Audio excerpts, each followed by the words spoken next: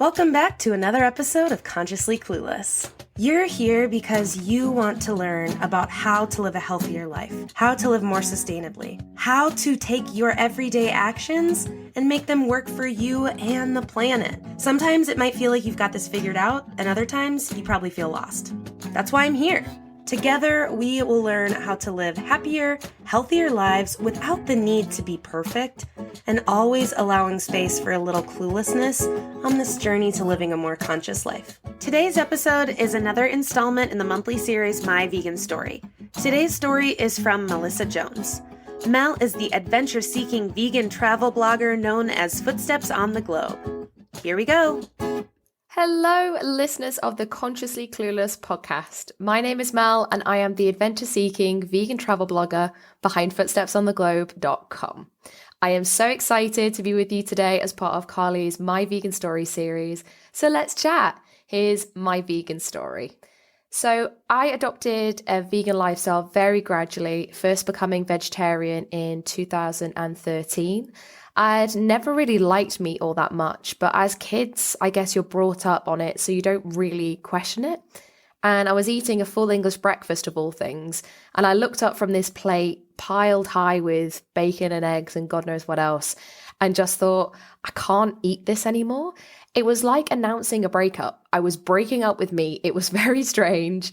It was like something had just clicked in my mind that I didn't actually have to eat this anymore. My friends and family thought that it was a phase, but I never did go back. At the time, I only knew of one other vegetarian, and there wasn't a lot of information about what to eat as a vegetarian. I just knew I didn't want to eat meat again. So I knew that I had to just find alternatives and make it work. And this was at a time where you had Linda McCartney's vegetarian range in supermarkets, and that was it. It was a very different time. I didn't feel much different as a vegetarian, as I ended up replacing the meat I was eating with more dairy, but I do remember feeling a lot less lethargic after eating than I did before, which was a real positive. But fast forward 4 years later to 2017, and there was a lot more information available about the benefits of not just giving up meat, but all animal-based products.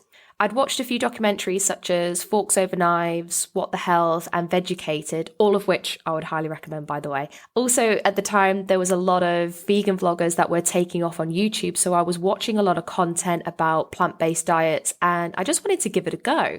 So I decided to do a 30-day vegan challenge, mainly because I was curious about the health benefits, with other people saying that they had more energy on a plant-based diet, they'd lost weight, their cholesterol was down, and overall I was fascinated by the concept of food being a form of medicine, which the documentary Forks Over Knives explores, and how people had turned their lives around through adopting a plant-based diet after suffering from major diseases such as cancers, strokes, diabetes, heart attacks, and things like that.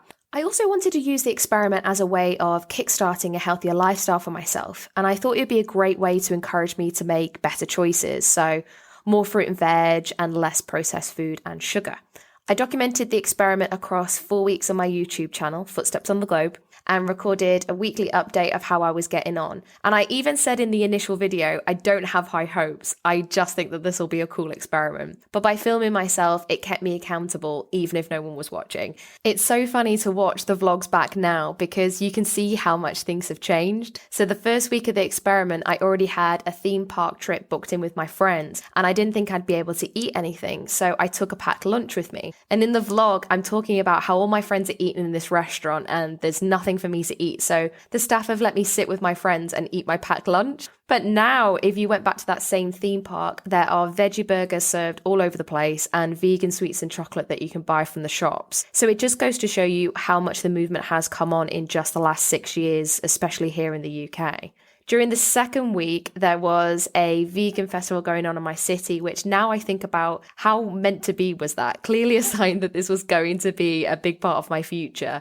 And for the first time, I began understanding the impact of our eating habits on animals. I learned during one talk about the abuse of animals in the dairy industry and had no idea that this was going on. I had to leave the talk actually because I was so upset and had no idea how cruel the dairy industry was. And to think that I had been a part of it as a consumer my whole life just made me feel sick. This cemented for me by week 3 that I knew I wasn't going to go back to being vegetarian and I wanted to carry on with the vegan lifestyle. I wanted no part in the suffering of animals. But by the end of the experiment, my health had improved so much. My energy had skyrocketed, my skin had completely cleared up, I'd lost weight, and I just felt great in myself. After the experiment, I did have the odd thing that wasn't dairy-free, but it was usually if I was traveling and I couldn't find anything that was completely vegan. But gradually over the course of a few months, I stopped eating anything that wasn't plant-based, one thing at a time, before I fully became vegan by the end of 2017. And I've honestly never looked back. But it wasn't until I had been fully vegan for about a year before I started incorporating that into my travel blog. So I published my first vegan food guide on how to eat vegan at Disneyland Paris, and it really took off, which just goes to show you how much of an appetite, pun intended, there was for vegan travel content. And I really enjoyed being able to offer travel inspiration on the blog, as well as tips and tricks on how to be vegan around the world and highlighting the best vegan food destinations for my fellow vegan travel junkies. I just love it. One thing that I wanted to end on was if anyone is listening to this and is thinking about going vegan or just turned vegan, that you can absolutely take your time with it and you should do it in a way that is best for you. I personally don't see the point in a select few doing this lifestyle perfectly. It's far better having more people doing veganism imperfectly and therefore having a greater impact overall. Because at the end of the day, it's about everyone doing their bits to cause as little harm as possible to ourselves, animals, and the planet in whatever ways we can. So if you have any questions about my journey into veganism or want to find out more about how to travel vegan, you can find me at www.footstepsontheglobe.com and at my.vegan.footsteps on Instagram. Thanks so much for listening, everyone, and big thanks to Carly for giving me the opportunity to tell my vegan story. I hope you continue to be inspired by the vegan stories coming up. It's been an absolute pleasure speaking to you today. Bye, guys. Thanks for listening to another episode of Consciously Clueless. If you're enjoying this podcast, please subscribe, share with your friends, put it on social media. Don't forget to tag me. If you're on Apple Podcasts or Good Pods, leave a review. Reviews and shares help more people to see the podcast and join in on the fun. If you want to make sure to stay up to date on future episodes, follow me at Consciously Carly on Instagram, Facebook, YouTube, or Pinterest, and head to consciouslycarly.com to sign up for the newsletter.